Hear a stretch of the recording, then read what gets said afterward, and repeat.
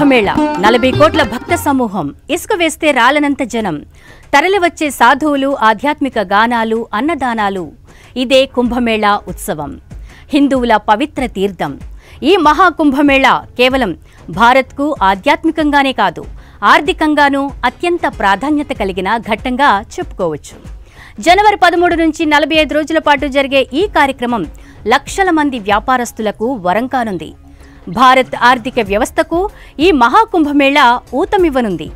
ఈ ఉత్సవం ద్వారా 2 లక్షల కోట్ల రూపాయల నుంచి 3 లక్షల కోట్ల రూపాయల మధ్య ఆర్థిక కార్యకలాపాలు జరగవచ్చని నిపుణులు అంచనా వేస్తున్నారు.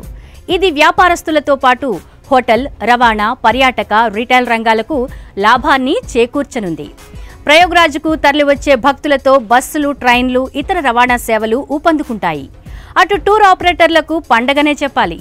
ఇక కళాకారులకు, హస్తకళలకు మహాకుంభమేళా గొప్ప వేదికని చెప్పవచ్చు. హోటల్స్, రెస్టారెంట్లు, ఇతర తాత్కాలిక నివాసాలు కిక్కిర్సిపోవడం ఖాయమనే చెప్పాలి.